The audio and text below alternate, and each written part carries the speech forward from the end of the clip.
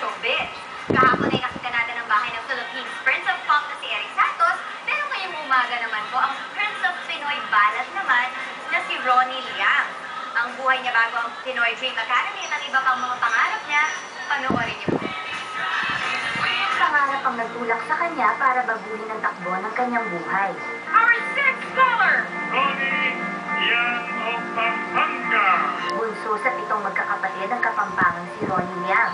Anak ng isang mekaniko, karaniwang hindi sapat ang kinikita ng ama ni Ronnie para sa kanila.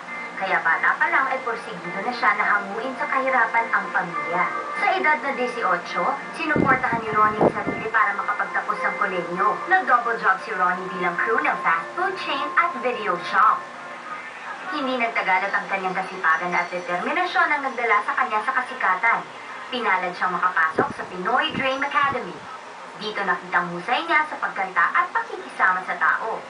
Pasok rin siya sa honors list of 6, pero umuwing second runner-up.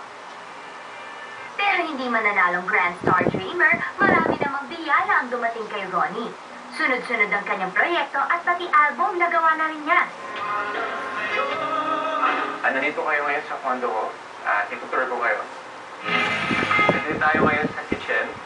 Kung saan dito ako madalas nagluluto. Halos na gamit ko dito sa kitchen. Mga binigay ng mga fans ko. Dito naman kayo sa aking living room. Meron lang akong 2 maliit na upuan. So, papasin niyo po yung TV ko. Isa sa mga, sabi nga, the best na na-receive ko sa mga fans ko. Pag gumising na ako, mag-workout ako gamit yung gym mo. So, wala akong magawa talagang at least 500 na ganito. And then, punta ako dito sa mga gadget ko. Then, mag-aaral ako ng mga songs. Particularly in ASAP. Mahilig ako mag-discuss. Dito yung aking tulugan. May ganito kasi pag yung paa ko, mas relax kasi pag, pag nalagay mo yung paa mo dito, malambot, komportable, natutulog. Ito yung pagbango ko din sa PDA, or yung halos ng mga kasama ko ganitong pagbango. Pag naamoy ko siya, parang naalala ko yung PDA. Ito naman yung aking laptop. By the way, nakatatlong laptop na ako sa mga fans ko. So, ang unang book na napunta sa akin is The Purpose-Driven Life. So may ano pa nga yan message yun. Dear Ronnie, break a leg, God bless. Lea Salonga. Isa sa mga sabi nga na book na tinitignan ko para mas ma-inspire ko is his book. Kasi ito yung about life niya.